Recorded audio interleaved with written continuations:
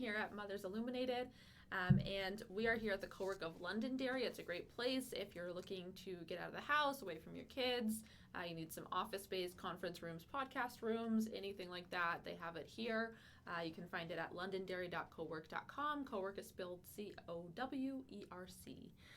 And I'm here today with Becky. How do you say your last name? Eichorst. Eichorst. I know. And you own Family Wise Financial Coach. Mm-hmm. So maybe you can kind of get us a little introduction to you and how you got into what you're doing. Sure. So, I'm Becky. And my journey kind of starts when I was like a kid, basically. Mm-hmm. So growing up, my parents were hard workers, but they struggled with money. And so they had a lot of money fights, and it was really hard to watch as a kid. It was kind of stressful, and my parents were great parents, so I don't want to make them sound like they're terrible. And it's like I was so stressed out, but it was stressful to watch them like fight about money. And ultimately, they fought. They lost their house, and then they went into bankruptcy, and then they got a divorce eventually, like later on down the road. But I don't know, like when I was a kid, I knew my future family, wherever that was, I wanted to not be stressed about money. Yeah. So fast forward a bunch of years, I graduated college with my master's in engineering. And so it's a great degree, but I racked up a lot of debt. So when I finished getting my master's, I had about $100,000 of student loan debt. So I was like, oh my gosh, what am I going to do? And at that time, I moved out to my fiance, where he was in Tucson, Arizona. So that's where we were starting our lives together. But I had $100,000 of student loan debt. And so I just realized, like, okay, that's a lot, but I'll figure it out. That's what everyone used to tell me when I signed up for all this debt. They're like, oh, you're going to be an engineer. You'll be fine. You can pay that off. And this is like from my parents, who were not great with money. Right, and so, I moved out. I graduated. I bought a brand new car because that's what you do, I guess, right? When you graduate, you worked really hard. You deserve it, right? So now I'm up to like $130,000 of debt. And I didn't realize like what the payments would be because I was in this grace period for the student loans. And so my husband and I got married, and then that June, it was like, it hit us like a ton of bricks. We got all of our bills. We realized what the monthly payments would be for, loans like that. And we had this freak out moment, and it was daunting and overwhelming and stressful, where we realized we were hard workers, we had decent jobs, and yet we still were not going to be able to cover our monthly expenses that month because of all the bills that came in after the grace period was done. And so I thought my passion was in engineering, but then I realized like money is so important and entwined in our lives that like I think I have more of a passion for money. Because at that point we were freaked out, but thankfully we read a book called Total Money Makeover by a guy named Dave Ramsey, and we took his course that was offered at our church called Financial Peace University. So we started to get on a plan. And then we started to shed the stress because we were budgeting regularly.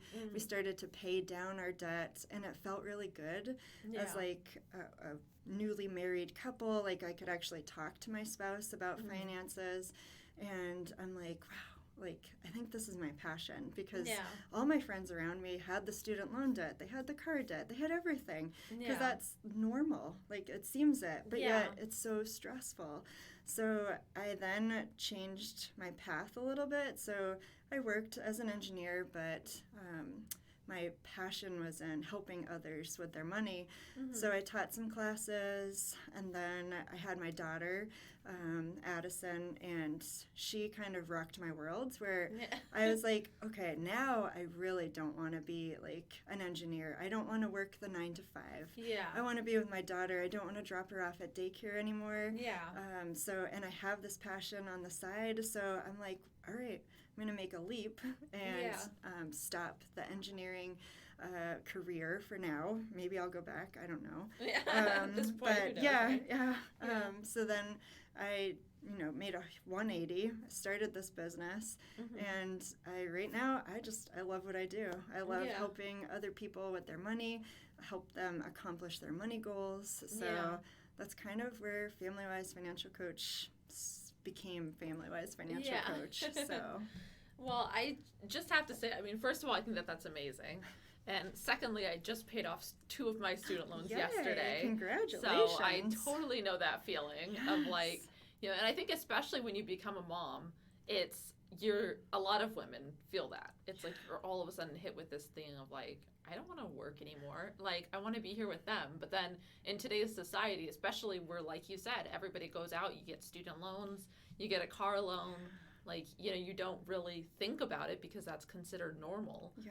And then you have all these payments, and a lot of people can't afford to stay at home with their kids anymore. Yeah. And so you do have a lot of people that are sitting there saying, what can we do? And so that was my biggest, with finding somebody like you to be on the show. So I was super grateful I found you. Because honestly, I actually asked a lot of people before I ended up finding you. Yeah. And then I found you, and you're like, oh, yeah, of course. I'm like, yay. Yeah. So if you think about it, one of the biggest reasons for divorce is financial issues. Yep. And then like you said, there's the struggle that moms have where it's, do I have to keep working? Like the cost of daycare is like the cost of how much you make sometimes. Yeah. So it's a huge struggle. So I'm glad that have you here on the show. And so as your practice, I'm sure you come across a lot of different families. What are like the typical, challenges that you see in families versus, somebody else, and kind of how do you help guide them through that? Yeah, so fortunately, like my husband Kyle and I, like we planned and we got rid of some debt. We actually got rid of all of our debt before we started having kids. So that was great. That was nice. Because I mean, honestly, he deployed a bunch, so we could not, we weren't in the same state to have kids. But yeah, we were fortunate enough to do that, and we were very structured. But a lot of my clients that come in, they have families already. Yeah. And so they're struggling. They're completely overwhelmed. And it's not like they call me to say like, oh, I want to know how to budget. How do I budget? No. Yeah. They call me with like their stresses, their meltdowns. They've reached a point where they finally searched on the internet to say like, help with financial, like they don't know how to search for a financial coach, but thankfully like they stumbled across my website. And then they spill like, okay, we have all this debt, our kids are going to daycare, how can we afford X, Y, and Z, and we want to save for retirement and all these things. So like I get bombarded with everyone's problems, and that's okay because we just basically work through their like baby steps, and not Dave Ramsey's baby steps, but like taking control of your money is like a lifelong journey. I mean, you have to figure out what budget works for you and how are you going to budget consistently and really take control of your money. And then we determine like, okay, what's important to your family? What do you value? Because there's some people that value health. There's some people that value like giving their money away because like inside they're givers, like they just want to give money. But right now, like when they call me, they're not in a place to be able give. To give. Even though their heart wants them to. So we figure out, what do they value? We make sure the budget aligns with their values, and then we figure out where do you want your life to go. Like, and so a lot of people want to save for their kids' college. They want to retire because they don't want to work, their whole lives. Exactly. They want an end date, and they want to make sure they're comfortable as well as their kids.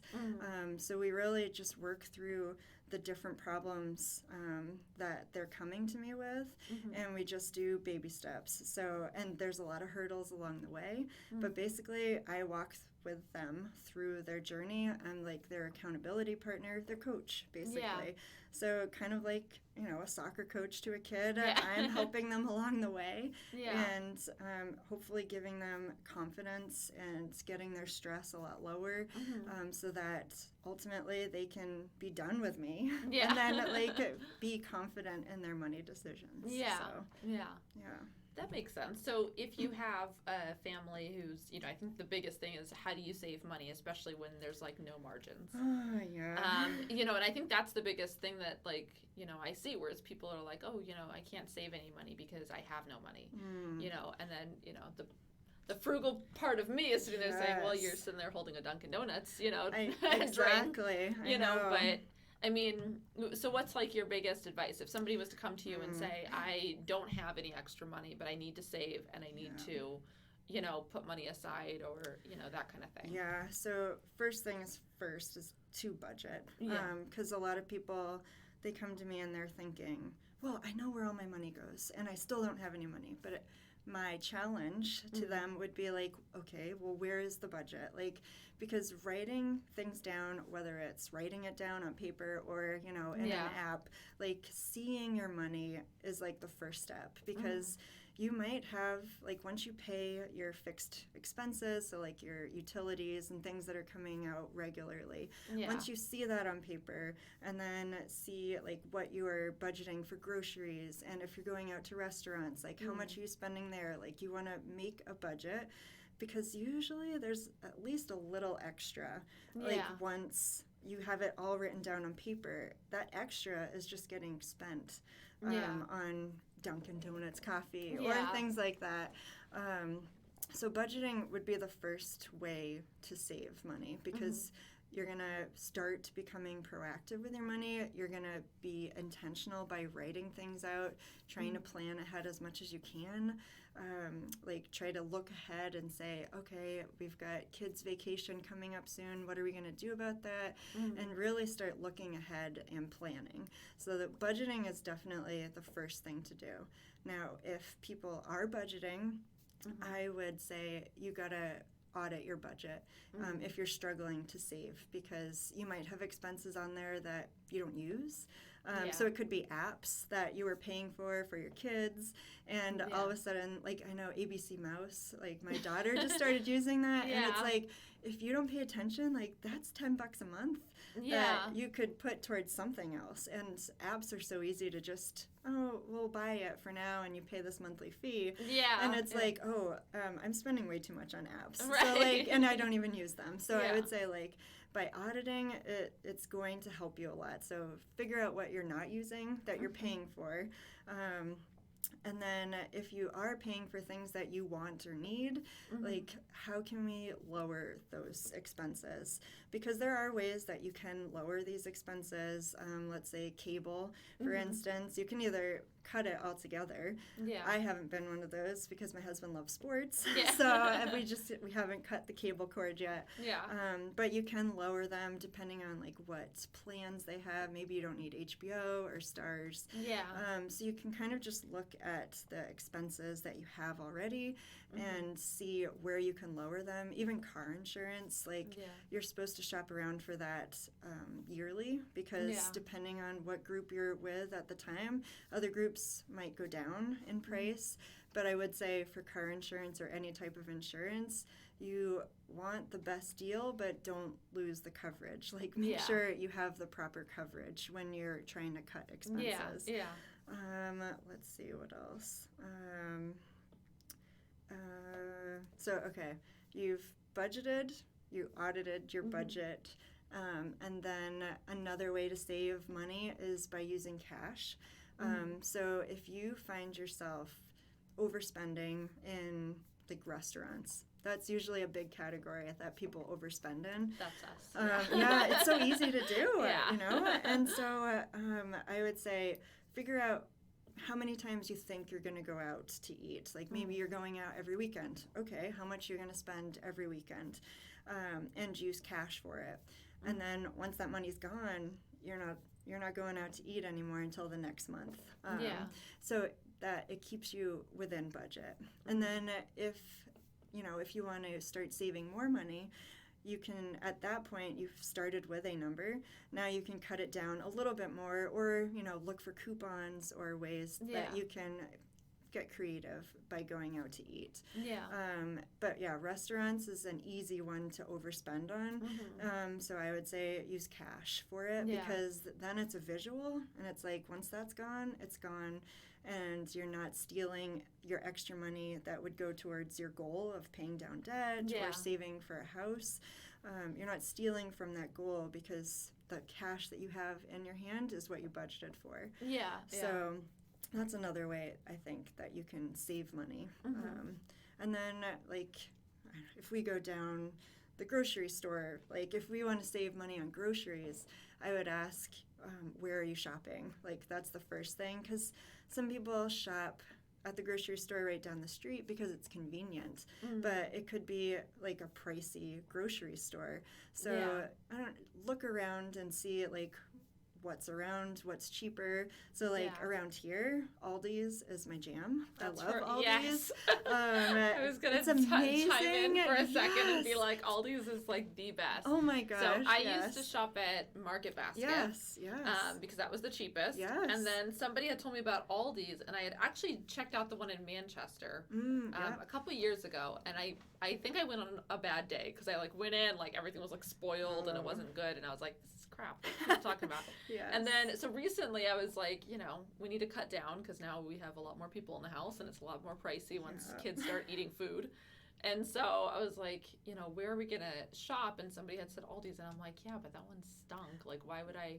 And I said, you know what? There's one in Concord. I'll just check that one out, because I'm in Concord. And so that one's huge. It's great. It has like a ton of things. Now I do almost all of my shopping there. We'll still go to like Hannaford just to pick up a couple things. And Hannaford's kind of pricey, but they're the only ones who have a couple brands that we like. But it's like, I'll go to Hannaford to get those couple things, and like those 2 bags is the same price as like my trunk full of Aldi's groceries. And it's amazing. Yes. I mean, because I still shop at Market Basket for like the other stuff that you need, or the leftover that you couldn't find at Aldi's. Yeah, exactly. And I worked at Market Basket when I was a kid, and that's the store where you get more for your dollar. Like, that's the store. But then Aldi's came in, and it's like, oh my gosh, just looking at like cans of beans, that's like, at Aldi's it's 40 cents or 49 cents, and then at Market Basket their brand is like $1 or something, and so I'm like, even that is crazy. So make sure you look around to the grocery stores that you're shopping in, because that's a big way that you can cut as well. Because I know I was amazed when I had first moved back here, because we were in Tucson for a while, moved back here, and we saw Aldi's, and I'm like, oh my gosh, this cart that I just got, like all of this stuff in here was less than $100. Like, what? Yeah, exactly. And I've got my produce, and so it's like I am eating healthy, and it's still cheap. It's like, wow, that's amazing. So that's what I always tell people, because people are like, oh, it's so expensive to eat healthy, and I'm like, well, like, go to Aldi's first of all, and they have a very good selection, at least the one in Concord does, with organic stuff too. And the organic prices are basically the conventional prices of Market Basket. Yeah, it's crazy. So, and they do have like the gluten-free options and things like that, that if like you're on a dietary restriction, they've got those things too. So check it out. Just bring a quarter. If you're not used to Aldi's, like make sure you bring your quarter, because that's how you get your stroller. And your own bags, so you don't have to buy the paper bags every time. Yes. I mean, they're cheap enough, but don't waste your money on that. Bring your own bags. Especially when you're budgeting, right? Yes, exactly. Oh my goodness. So those are great tips with, the budgeting and everything. And then just like, how do you, I always think of budgeting as like the New Year's resolutions. It's like you sit down, you do your whole budget, and you're like, this is great, we're going to save so much money, and then you do that for like a month, and then you forget to look at it again, and then, a few months later, you're like back in your own habits. So what would be your advice to somebody that's kind of dealing with that? So, okay, let's say it's January, you just started. I would say, okay, when you start budgeting, Figure out a budget that works well for you and your family. So, I mean, there's a pen and paper version if you are a person that likes to write. Or, you know, if you want to do an app, then there's a bunch of apps that you can use for that. There's EveryDollar. There's like YNAB, which is YNAB. So it's like youneedabudget.com. So they have an app. I personally use like Google Sheets, which is basically Excel. But the nice thing about Google Sheets is you can have it wherever you are because you can put it on your phone, like in your Google Drive, so that you always know what you budgeted for. So you can always look it up. But yeah, figure out how you want to budget first of all. And then let's say, okay, you're budgeting. Great. Why are you budgeting? That's my first challenge is like, because you need to go back to why you're budgeting. So if you want, like for me, budgeting was so important because I was extremely stressed out with all the payments, and I was kind of scarred from my childhood where I didn't want to bring that stress to my kids. So like that is a big why for me. And then another why was like we wanted to own a house. So like making sure you have your whys written down on like why you're budgeting, because that's going to give you fuel to just keep going. Because when I say, oh yeah, you got a budget like every month, for the rest of your life, like it's like, oh my gosh, that's daunting. Like I don't want to budget the rest of, like, how do you do that? So I would always say, remember your why, and then make sure that whatever goal you're working towards, make sure it's on your budget. So let's say like the extra money that you find in your budget is going to go towards your emergency fund, or it's going to go towards paying off your credit card, or it's going to go towards paying for a house, like a down payment on a house. Always make sure that is like written out and that it gives you excitement because you found extra money to put it in, like to put it towards your goal. So, I mean, mine's in like pink. So like I highlighted it so that I know like where the extra money is going. So like that will give you some fuel too. And then finding what motivates you is another way. So like, I mean, for me, I love podcasts, which is how, like, I found you, because I'm, like, a podcast junkie. And so, like, there's different podcasts that, like, fuel me and keep me going, and even, like, the people that yell at you. Like, for some reason, I like some of those podcasts, but Jocko Willink is the one that comes to, I don't know if you've heard of him. For me, Trent Shelton. I don't know if you've heard of him, but, like, he gets so passionate about what he's talking about. Like, he's, like, yelling into the microphone. He's like, yeah, you gotta get it. And I'm like, okay, that motivates me. But it could be a quote that you have hanging up. Another motivator could be like if you are paying down debt or if you're saving for a goal, having that thermometer. Like I don't know how to describe it. It's the thermometer that you color in.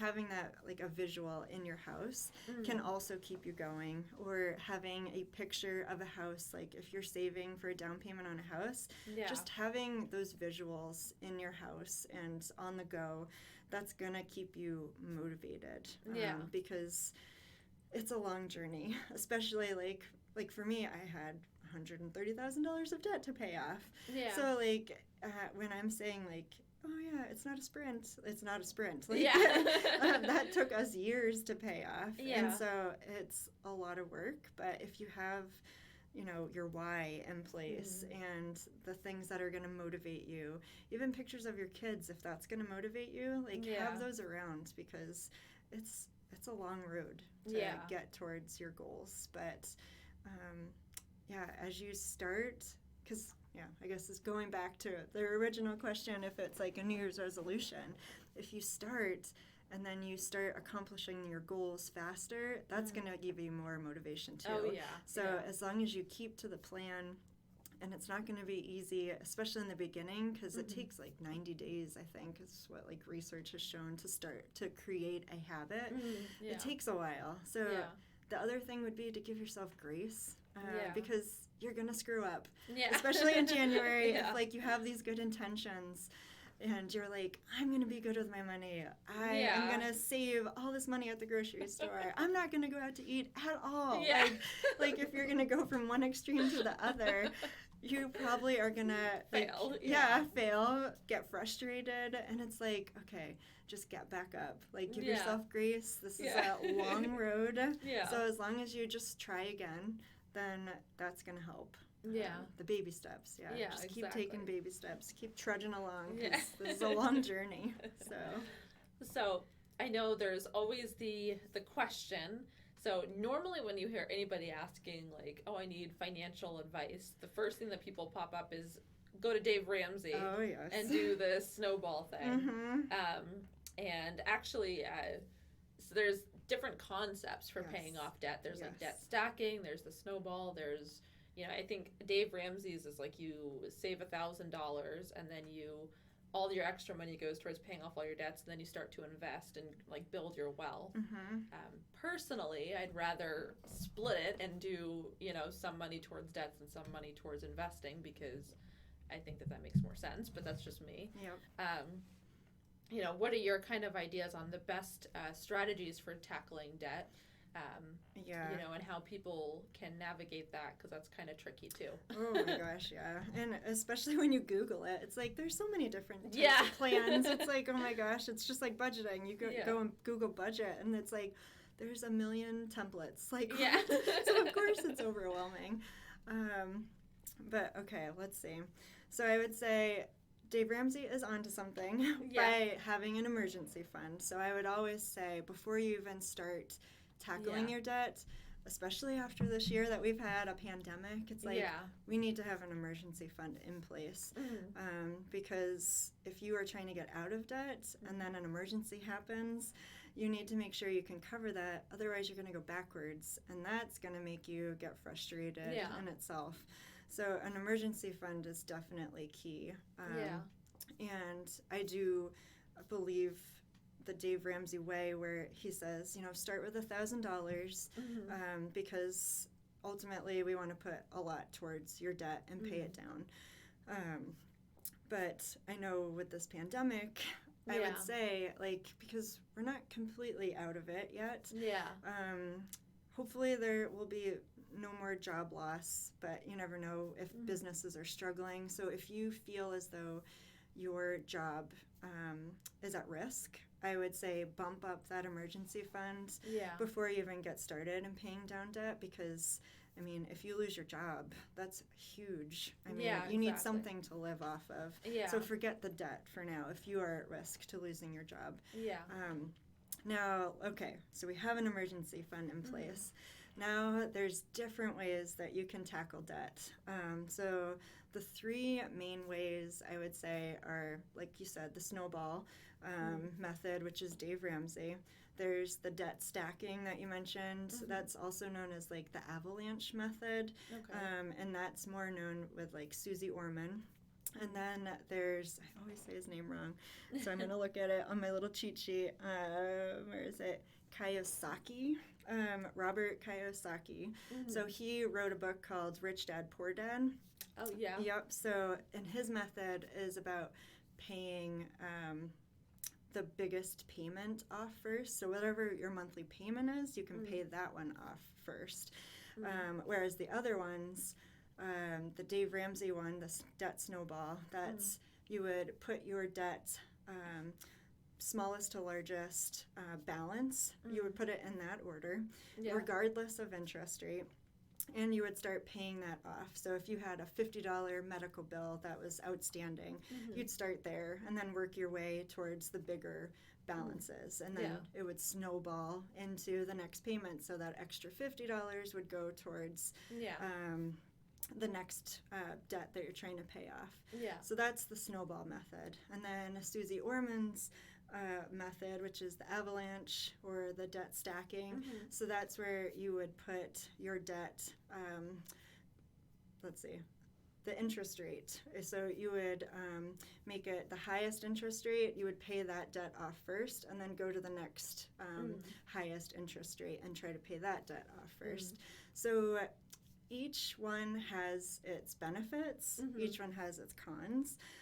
So like the benefit for Dave Ramsey is the moment you pay off that smaller debt, you start to feel motivated. You're like, okay, one's done. Like if you are a person that likes a to-do list and you like to cross things off, then, and that gives you motivation, then I would say doing the Dave Ramsey like Snowball debt, paying that off, that would be the method for you.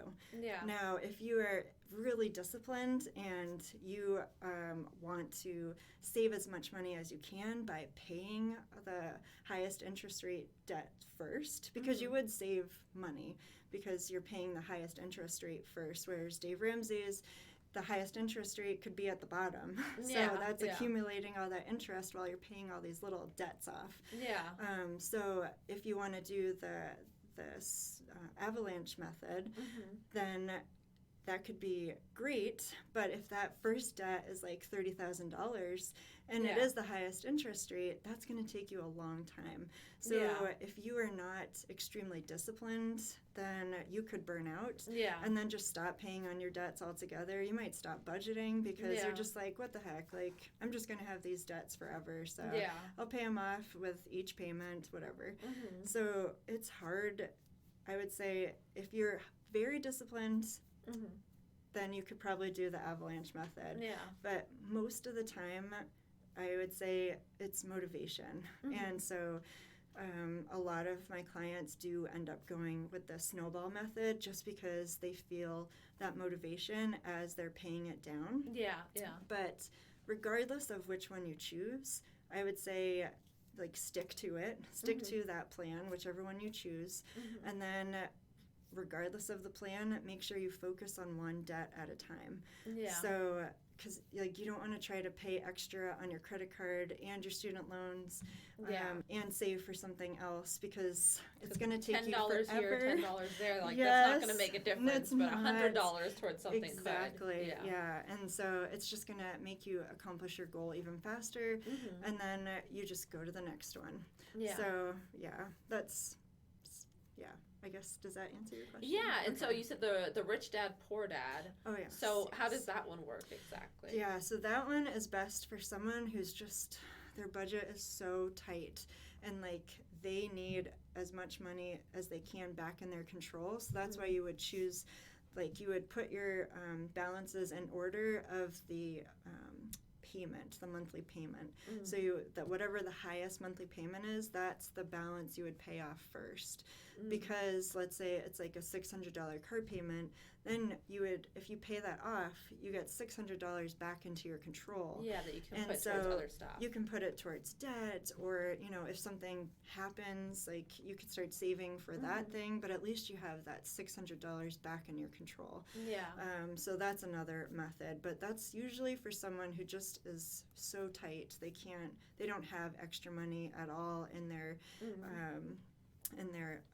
budget. So so we just we've been like killing it this year. So Awesome. I'm like, I've been loving happy. it. I'm like so motivated now. I'm like, let's get everything paid off. But with our stimulus check, we ended up paying off the car, awesome, which was great. And then we had money that we were saving to pay off the car. And so once the car got paid off with the stimulus check, we had this extra money. And we were a one-car family.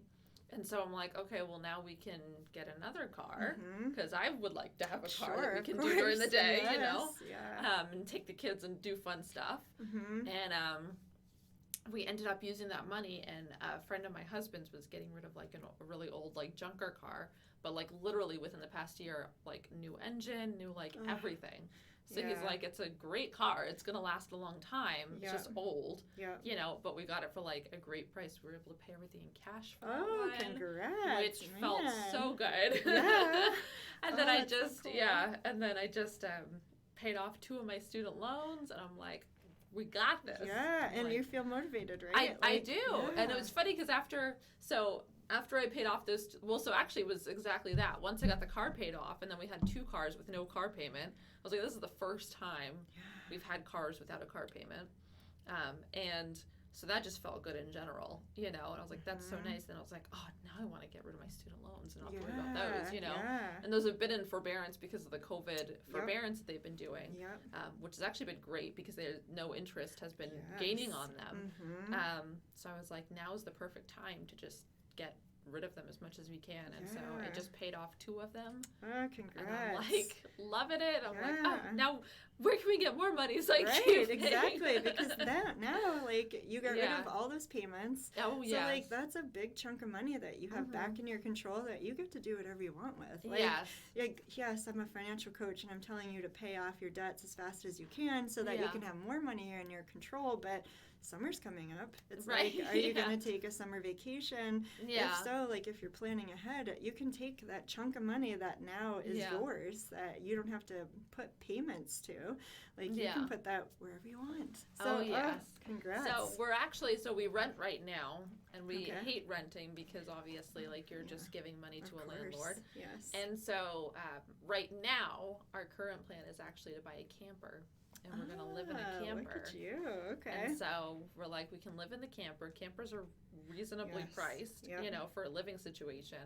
And then, so my hope is we can get my student loans paid off by the end of the year. We'll get this camper, which we'll have to take out a loan for anyway. Yep. But then we work on paying that off. Probably could get it paid off with, all, like, none of these other payments we need to do. We could easily get it paid off in, like, a year. Right. And then we plan on, like, then we'll be, like, debt-free. And we'll have a place to live that we won't even have to pay, you know, anything for. Yeah. So then we're like, then we can save up and, like, get a house eventually. Yeah. And eventually. Oh, my gosh. If you're saving all that money, you're going to get it pretty fast. So that's, like, the goal. And it's just, it's really freeing to have a plan set and being able to, like you said, once you pay off those debts, it's so, like, motivating because you pay off one and you're like, yes, you know, 5 more to go, and then you pay off another one, 4 more to go, and you know, it's like almost like the countdown to freedom. Right. Now, you know? Here's a question for you. Now, when you finish, like, each one, are you celebrating at all? Like, do you ever, like, stop and just celebrate that small one? We did, yes. Okay, good. Okay, good. So, like I said, our biggest thing is we love eating out. So, and it's funny because it's specific things because I'm actually a very good cook. So, like, we don't eat out too much because it's just not worth it. But there are some things that it's like, you know, especially, like, I do the podcast show, and then I also have my own bookkeeping business that I do, and I have 2 small children, and then I have to take care of the house, you know, and so sometimes I'm like, I'd rather not have to make dinner and then wash a bunch of dishes. Oh my gosh, it's the dishes for me that I'm like, and my husband's in commercial diving, so by the time he gets home, he's exhausted. So he's just very like, I don't want to do dishes or anything. So we're like, oh, do you want to do, like, DoorDash? So that's our jam is DoorDash. And it kills me because it costs more money to do the DoorDash than to just go and get the food. But I'm like, we're both so tired that it's, you know what, let's just do it. Well, and that's where, like, so I would just say as long as you budgeted for it, like, you shouldn't feel guilty about it. Because if that's something, you know, where you value it, like, and you want to relax and take a break and pay a little extra so that you can relax and take a break, like, whatever. Like, you shouldn't be judged for it. And so don't, like, talk yourself down. Like, I say enjoy it. Like, if you want to get DoorDash, you sit in your PJs and you wait for that food and then enjoy the fact that you don't have to do dishes. Like, that is a celebratory win right there. Exactly. It's so funny, too, because, so my husband's been away on a business trip, so it's just me and the girls, which is even more challenging than usual. And so last night, my 2-year-old gave me a run for my money yesterday. And so, but the good news was because she was so crazy all day long, she, like, passed out at, like, 7. So I was like, she's asleep. The 2-month-old is asleep. I'm like, oh my gosh, what do I do? Like, how do I relax? Like, what do I do now? I don't know. I'm never, like, awake and alert when they're sleeping. Like, normally I'm ready to sleep with them. And so I was like, you know what? I'm gonna treat myself, and I went on and got myself a DoorDash. Nice. I had something delivered and sat there and watched a movie while they all slept. And like, this is it. And I bet you loved every minute. I did. Oh my gosh, yes. When we are tired moms, it's like you have to celebrate those little wins. It's like, oh my gosh, when your kids are challenging, to say the least, that day. It's like, oh my, I count down the minutes till bedtime, and then I'm just like, I shut their doors, and I'm like, Yeah. Oh, we made it. We made it. Another day. Yes. Yes. And so one of the things that, I always struggle with is there's the concept of, do you use all of that money to pay off the debts, or do you separate it and do some investing and some debt paying as well?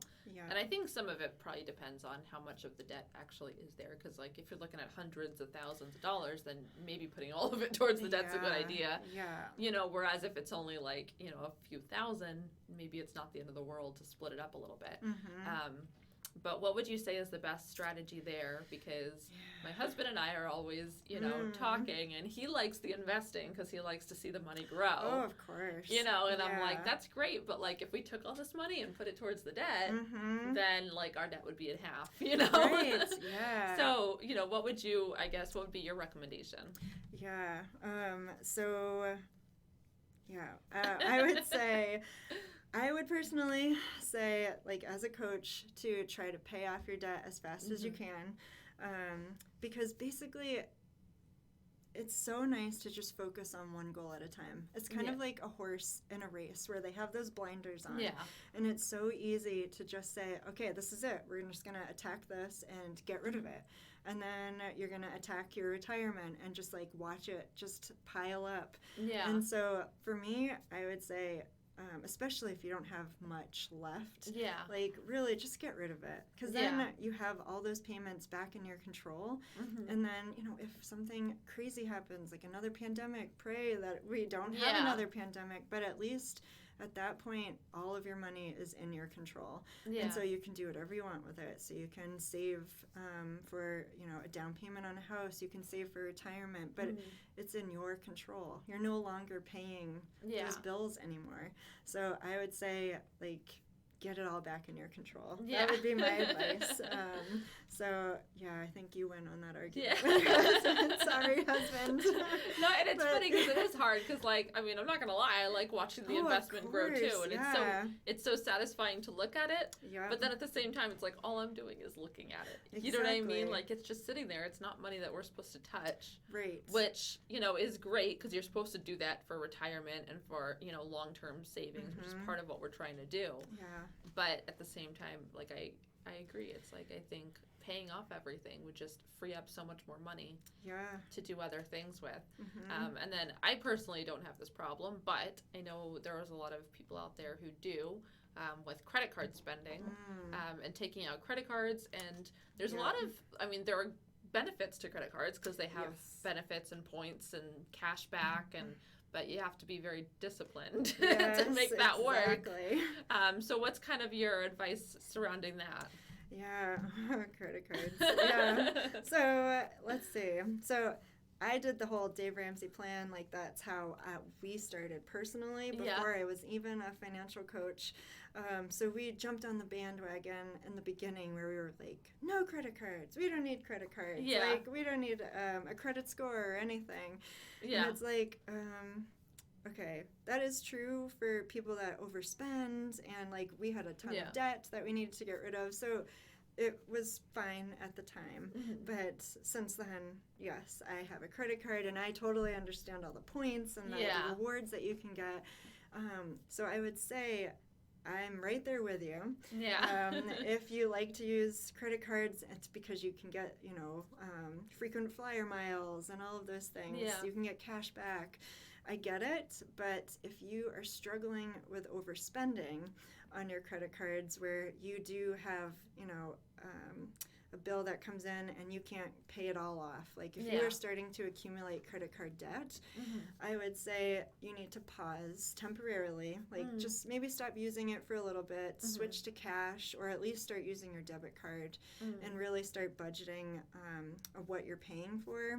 Yeah. And then once you start building that discipline, then you can start introducing credit cards again. But basically, as a coach, it's my job to create better money habits. So if you are overspending on your credit card, then I would just say, okay, let's put it down for a little bit. Let's not use it. Let's pay that off. And then really let's introduce it slowly as we're starting, building that better money habit, building that discipline. So, if, let's say, you stopped using your credit card temporarily, you paid down that debt, and now you're ready to introduce it again. So that's where I would say you could use them for like random expenses, where like car tires. So let's say it's $800. Ideally, you have saved that $800 in a separate savings account, so you know you have it.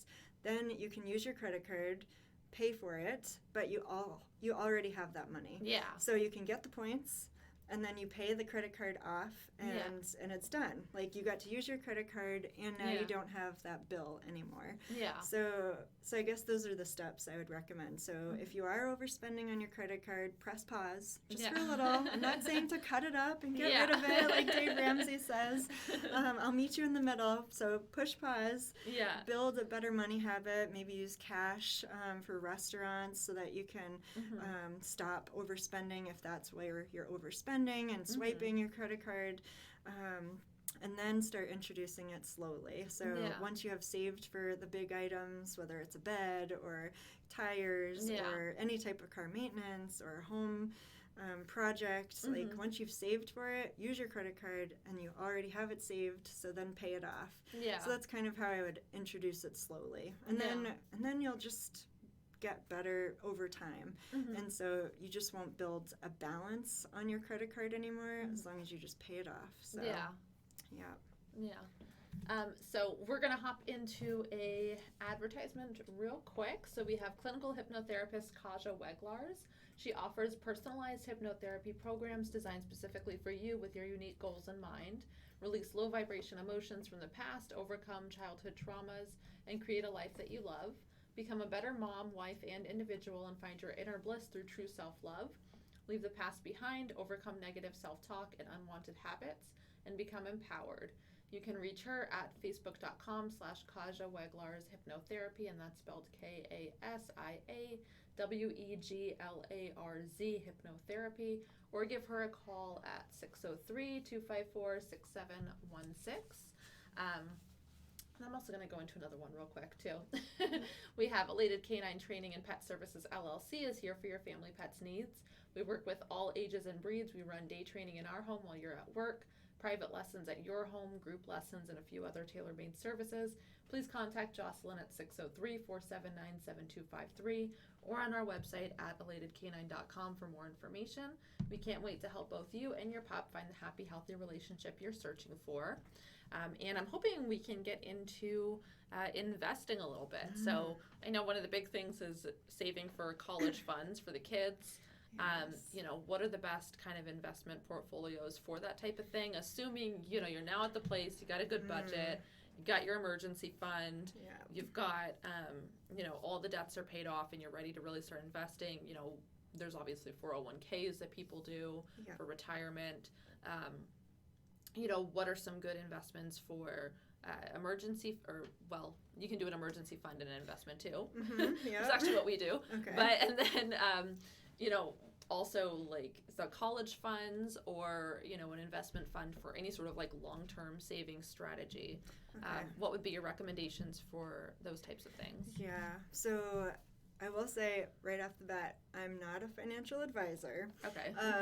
And so that's where I am different. So a financial coach, I can give you general tips and tricks on that, but financial advisors are going to be the people that can help identify like what exactly you should be investing in. So they're good for long-term investments, whereas me, I'm like the prereq. Yeah. I help with like budgeting, getting as much money back into your control, and then I send you off to a financial advisor. But I can tell you, if you're saving for a kid's college, if they're young, you can save in what's called a 529. That's a good place to save. There's also ones called educational savings accounts, ESAs. That's something else. And then, we are kind of on the fence about this, where it's like, okay, we have 2 kids, and we have a 529 that we're investing in for our kids or for our daughter, and then it's like, okay, what if your kids don't go to college. Yeah. Because sometimes you can't use that money. You can roll it over to the next kid who could go to college, but those are specific for education. Yeah. And so we just found a mutual fund that we are putting some money in for our kids, so we won't touch it. But it's a kind of like a just in case they don't go to college. We want to be able to give them money. Because maybe they got scholarships, maybe they went into the military. There's so many different options that kids can go. So I would say 529 ESAs, those are good ones to put your money in. But also, like, if you're scared about your kids not going to college, maybe they just choose not to, but you still want to save for them long term, mutual funds are another way to go. So. Yeah, and I think that that's important to recognize that not all kids are going to go to college. Yeah. So, like, for us, we're saving for all of our kids as well. But to be perfectly honest, paying for a student loan that I'm never going to use, and my husband right now, he didn't have any student loans, and he's making all the money. You know what I mean? So to me, I've learned a lot that has led me to the decision that, like, I now recognize that, if my child has a dream that requires a college degree, I would never stop them from doing that. But most kids are not in that category.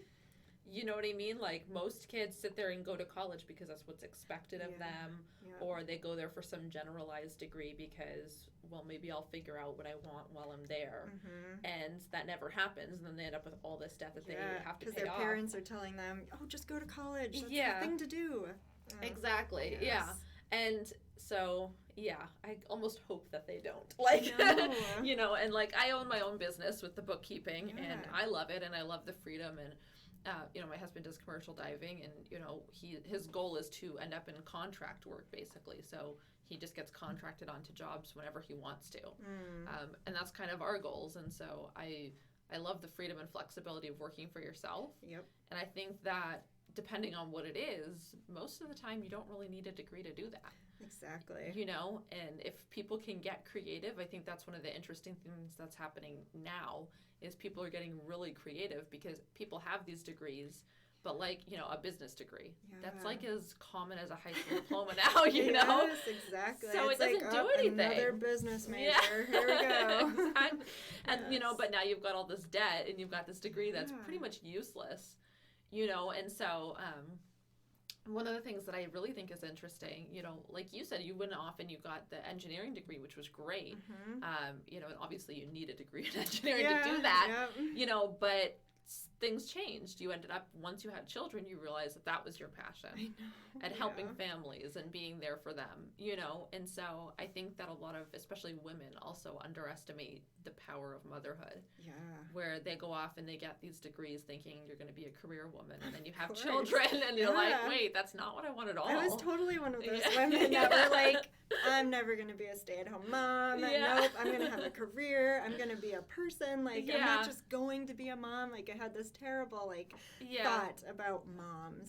But then I have my own kid, and I'm like, oh my gosh, what happened? I never want to leave that. Exactly. I don't want to drop my kid off to daycare. What was I thinking? Right. And so, you get creative because you want to be with your kid. And you do want to have some type of passion, that you're proud of. And so, or maybe, you're a mom and you are proud of that and you love it.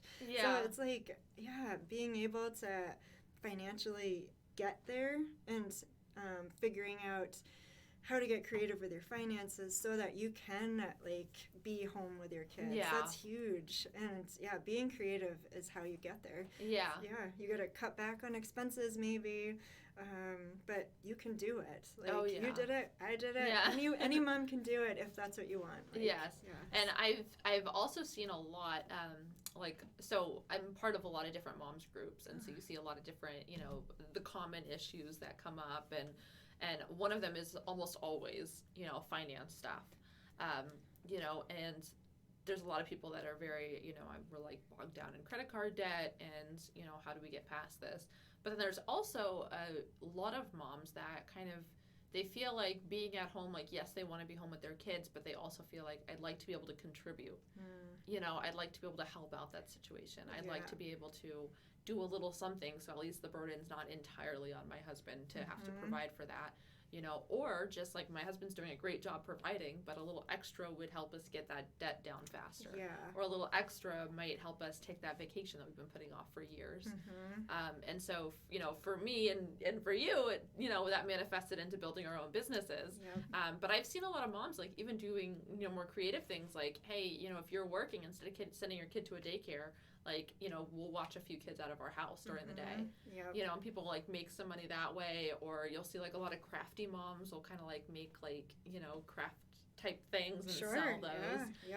So did you have any tips or anything for any moms who maybe wanted to make a little extra money?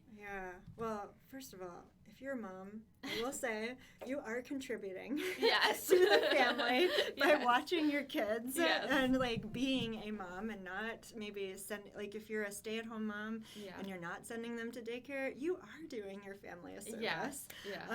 You're working hard and you're making sure that you don't have to pay the daycare bill. So, I just wanted to start with that. Because us moms, we have the hardest job. But if you're looking for, like, creative things that you can do, like, first, like, ask, what are you passionate about? Like, that's a good way to start. Because, like, for me, it was personal finance. I love helping people with money. But, like, maybe it's photography. Maybe you love taking pictures and then you became a mom and it just kind of got pushed by the wayside. But maybe you can pick up that camera again and take family photos of your friends and charge a little bit, you know, because it is a business and it is your time that you're, like, using to take pictures of friends, family, anything like that. But like, photography is one that maybe, like, if that's a passion of yours, you can do that. But start asking, what are you passionate about? Because even if it's dogs, like, let's say you love dogs, maybe your neighbors or someone around needs a dog walker. Like, maybe they're working and you're around because you're with your kids, like, at home. You could maybe walk their dogs or, like, make sure they get out and play a little bit. Like, you can get creative, and this is creative. Like, I mean, these aren't things that you're going to find on a job site or something like that. But it's all about getting creative if you want to put a little bit of money or use some passion to earn money for your family. And so, like, there's yoga. Like, what if you love yoga? Maybe you could invest a little bit in yourself, become a yoga instructor, and, you know, you make your own hours at some yoga studio, teach the classes that you want to. So that's another option. So it's really going back to, what are you passionate about? What skills do you already have that you could use? Because you're a person. You have all these skills, especially as moms. Like, we know how to organize.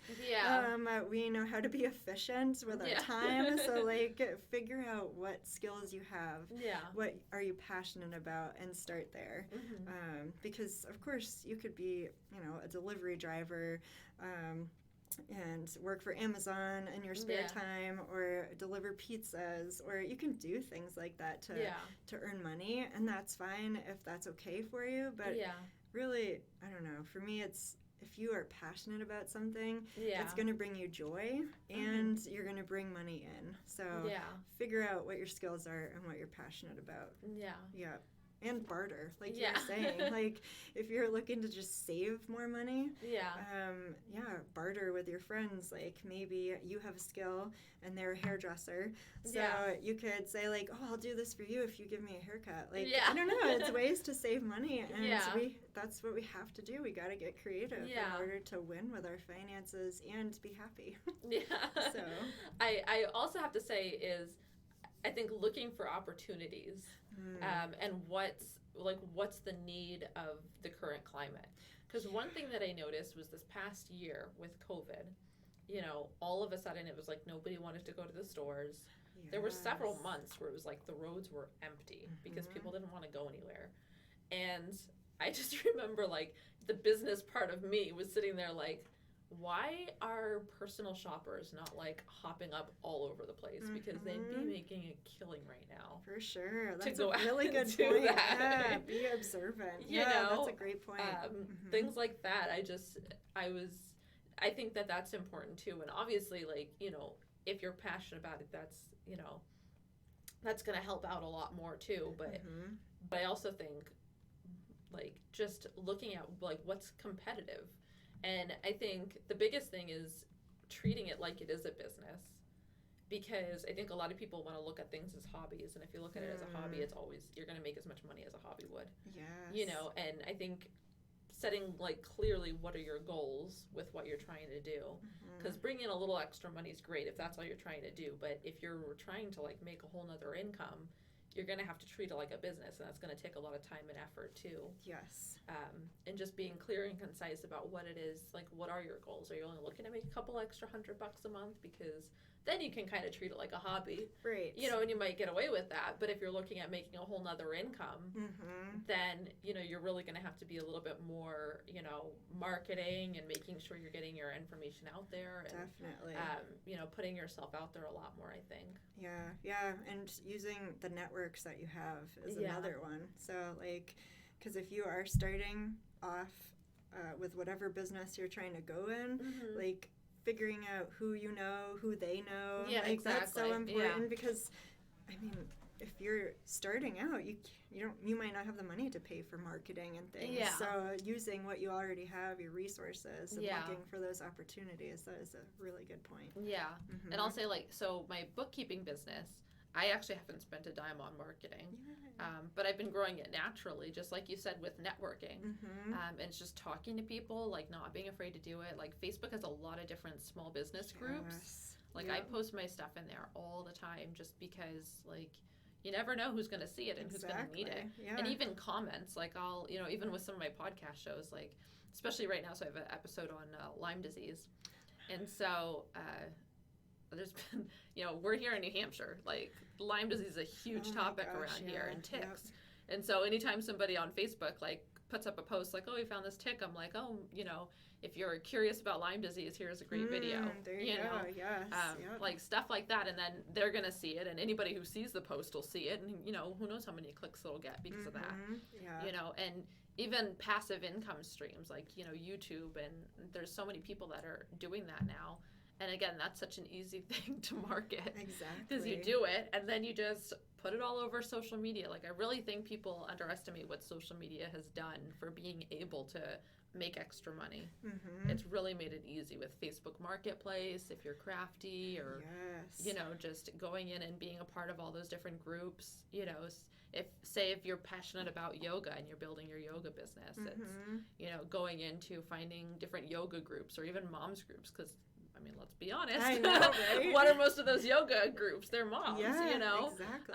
And so just going in and joining all these different groups on Facebook and posting your stuff, and that's going to, you know, get the business that you need. Yeah, it at least gets that visibility that you need to start and get people talking. Yes. Yeah, just starting that conversation is huge when it comes to business and trying to get money. Yeah. Yes. Yeah, absolutely. And so I do have one more ad that I'll have to go through. And this is for Allison Driscoll, driven by community values and a passion for sustainability. Allison utilizes a holistic approach to make your home sale or purchase in New Hampshire a smooth and enjoyable process. Allison is a green designated realtor with Keller Williams Realty Metropolitan, with a broad knowledge base to help buyers and sellers of traditional single-family homes to rural homesteads and investment properties. You can find more information at alisondriscoll.kw.com, or you can reach out to her at alisondriscoll@kw.com or 603-553-9932. And so I know that you're doing, you know, the financial coach now, and you did say that you guys are completely debt free. So consumer, we have a mortgage now. So, okay, yes. So, you know, now that you've, I guess, gotten to the other end of that, you know, what does it feel like? What are your, you know, your thoughts about the process? You know, that kind of thing. Yeah, I mean, it took a lot of work, especially in the beginning. Because going back to, like, giving yourself grace, I mean, we screwed up a lot in the beginning when we budgeted. Like, our first budget, we under budgeted for groceries big time, and then our entertainment that we budgeted, we blew in like a weekend because we went to the casino and we're just dumb and young and whatever. But so it was a rough start in the beginning, but just as the journey went on, my confidence went up, my shame went down, because like I started with shame because I had such debt that I brought into this new marriage. I'm like, oh my gosh, how stupid was I that I signed all these loans, and now here we are, my husband who didn't sign all those loans, just married into it. And so I felt that shame, but it felt so good to just start paying things down, to really be able to communicate with my husband and not really fight about money, which is what I saw in the past. And my confidence started going up because, I mean, originally when we first started, my husband he was a numbers guy, and so he just kind of kept it all in his head, and I was very outside of it. I wasn't budgeting. I didn't really know where all our money was going in the beginning, and so by working a plan together with my husband, that really helped our marriage, I would say, and made us stronger. We were able to talk about things, and so being on the other side, I feel so much more at peace. We don't really stress about money. If like problems come up, we're like, okay, how are we gonna pay for that? Like we just kind of figure it out more like a puzzle instead of a stressor. Like we're not scrambling anymore, which is where we were in the beginning, because we didn't have the emergency fund. We were paying all these debts. Like we are now at the point where we're done scrambling for money, which is an amazing feeling. And we're at peace, and I have confidence, and now we get to look to the future. So now we're trying to pay off our house, but we're saving for retirement, we're saving for kids' college. So it's really nice. And then we proactively are saving for vacations and things like that. So it's an amazing feeling to be on that other side, but I will say it was tough to get there, and it really takes a lot of grinding and a lot of communication with your spouse, and figuring out how to kickstart your journey again, because if you're gonna, like, if you don't have kids yet and then you start having kids while you're trying to pay off debt, it's like that's going to throw you for a huge 180 because, like, you're sleep deprived and things like that. So everything bad would get amplified. So, like, if you're going to start having kids, or you have another kid while you're trying to pay down debt, like, goes back to giving yourself grace, not to give up, because it is a journey to, like, get through all of that and really come out the other side. So, peace is on the other end, and your confidence will keep going up as you start getting more and more in control of your money. It's just, it takes a bit to get there. And from the side of, I guess, in a marriage, I think that, like we were kind of saying before, and kind of some of your history as well, is that can be a huge stressor in a marriage, financial problems. And I've talked to lots of different, I'm very fortunate that my husband and I can talk about money, fairly reasonably, nobody's perfect, of but, course. fairly reasonably. But, he actually comes from a family where that was a huge stressor, and his mom, like, literally didn't even know how much his dad made, and just spent, and, ended up, like, he had no idea that she was spending all this money, and she had no idea, like, even how much he made, so how does she know how much to spend, things like that. And so I think, and I'm always shocked when I talk to, like, women, and they're like, oh yeah, like, no, my husband does the finances, I don't really know any of that, because I know that, like, as the mom of the house, I'm the one that spends the money. Like, exactly, we run the household. I'm the one who buys groceries, I'm the one who, buys all the stuff for my kids, like, I'm the one that does all that stuff. And so I'm always shocked when, like, I hear women saying, like, oh yeah, I my husband does all the money things. I'm like, but I know you just bought your kids this. Like, how do you buy something without knowing how much money you have? Right. And that's always something that's, like, baffling to me. So I guess what would be, your advice for women who are not super involved with the money, and how to get that conversation started with their husbands? Oh, man, that's a good question.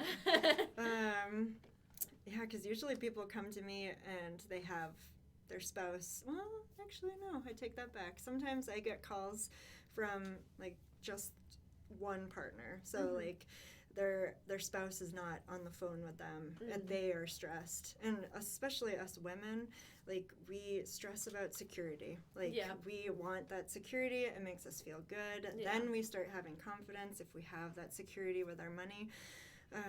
So let's see, I would say get your spouse on board. Like if you are the one that is stressed about money, and you want to get on some type of plan, I would say get your spouse, like talk to them about, you know, that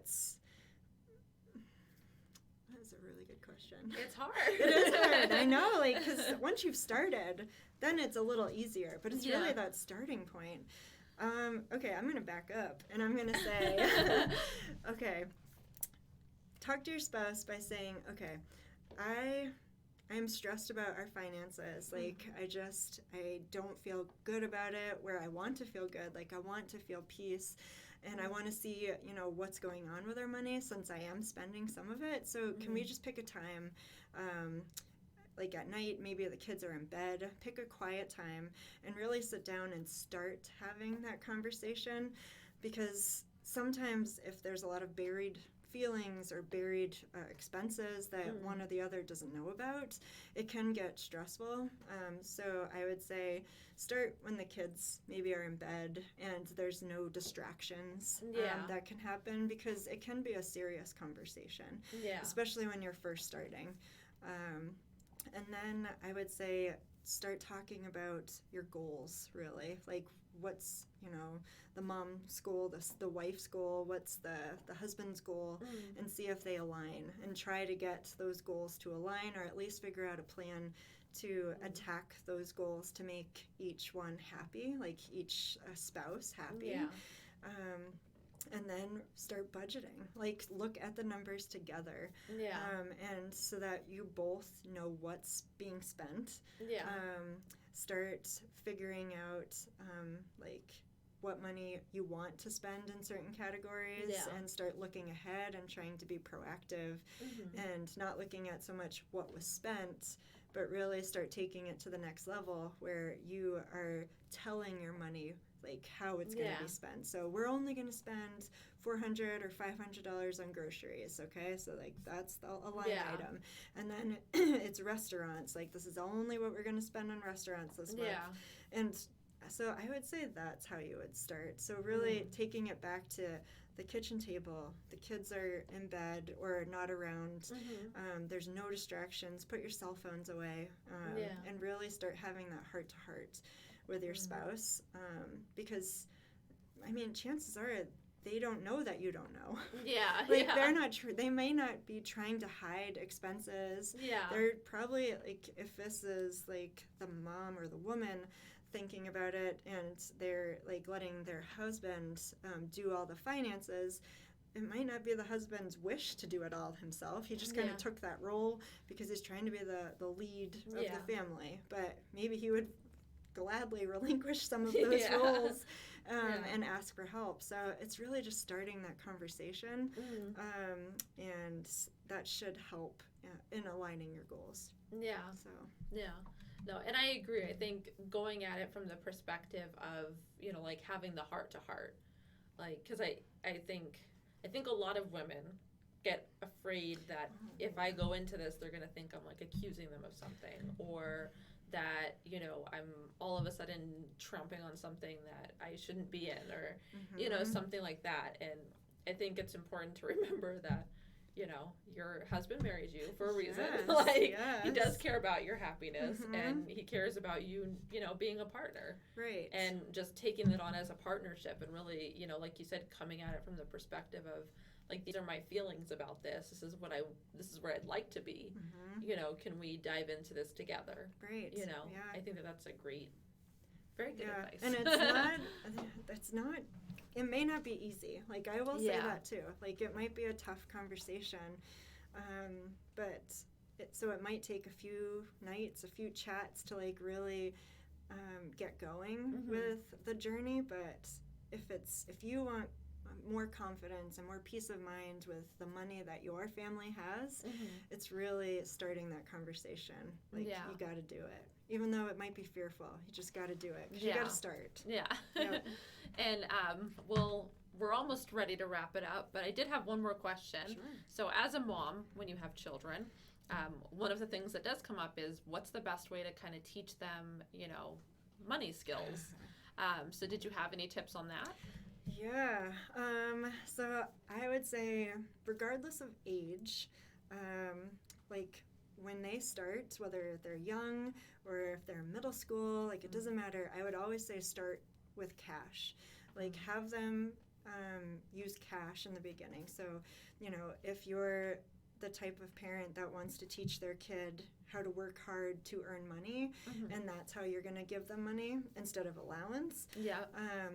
then use cash and give them that feeling that they earned it. Yeah. So like for my toddler, well, I don't know if she's a toddler. She's 4. I guess she's Still not a toddler. Yeah. But like for her right now, we are having her earn her money by taking on a couple chores. And we pay her immediately so that she can see like she did work and now she gets paid. And instead of waiting for like the week's done, okay, this is how much you got. So like I'd say when they're young, show them immediately like the cash that they just earned. Yeah. But regardless of age, use cash because like a lot of us are hands-on learners. Yeah. And so having the cash and using that to pay, it teaches you like what money is. Yeah. And like you earned this money and now you're going to use it to pay for things. So I would say start with cash regardless of age. And then once you want to start introducing a debit card, there are different ways or different debit cards that you can use. They all have their advantages and disadvantages. Some of them you can pay a little bit like a monthly fee towards it because you get all these extra ways that you can control your kids' money a little bit. So like trying to think of an example. I can't think of any though off the top of my head. But I mean, you can look at what debit cards are available. I mean, maybe even your bank has like a kid-friendly debit card that you can start them off with. But by using cash in the beginning, then they kind of know what's in that card. Like, so it gives them a little bit of, I don't know, visibility to what they earned. And now you have this, because I don't want them to think like, oh, my parents went to an ATM and they just got cash out like magically from this card. Like, how did that happen? Like, I want them to know like, okay, they earned money and now you put it in the bank and it's on this card. Yeah. So those are the connections you try to make. And then just in general, like it's good to teach your kids that there's 3 things you can do with money. You can give money, you can spend it, and what's this? I'm drawing a blank. Save. Yes, thank you. And save. So those are the other 3 things that you just want your kids to learn throughout their childhood. Yeah. Because they're important in their own ways. Like, it's okay to spend your money on things that you want as long as you have the money. And it's great to give because it's going to, I don't know, it's going to bring some type of joy that you didn't know you had. Yeah. So giving is awesome, and saving is important because it teaches them patience. So they all have their importance. So, And did you have any tips or tricks on how to kind of demonstrate the importance of saving and getting them on the, on the ball with that? Yeah. I mean, honestly, the biggest one is living by example. Our kids are always watching us. And so, like, if you are trying to pay down debt or save for a house, I would say using those coloring thermometers, stick it in your house so that the kids know what you're saving for and they're kind of involved. So, like, we are doing that with our mortgage, which seems absurd because it's such a big amount to pay off. But we made like tiny goals, and we drew out a thermometer. Yeah. And so we color it in, and now my daughter knows, like, oh yay, like once we get to the goal and we finish it, we get to have like an ice cream party because we get to celebrate. So like we try to keep the kids involved because they need to know that we're saving. They need to know that we're working hard with our money. And they'll just learn through example. I mean, how many times have they learned other things from us that we didn't want them to learn? It's like, way oh too my often. Gosh, yes. So living by example is the biggest thing I think that you can do as a parent. Yeah. So. No, absolutely. And so if somebody was looking to, secure some of your helpful advice, where could they find you? How can they contact you? And, all that good stuff. Yeah, the best place to find me is my website, so familywisefinancialcoach.com.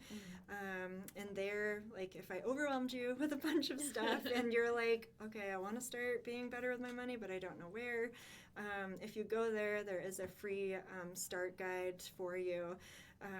And then I am also on social media, so I put a lot of, like, tips and tricks that you can try with your money, how to lower groceries, things like that.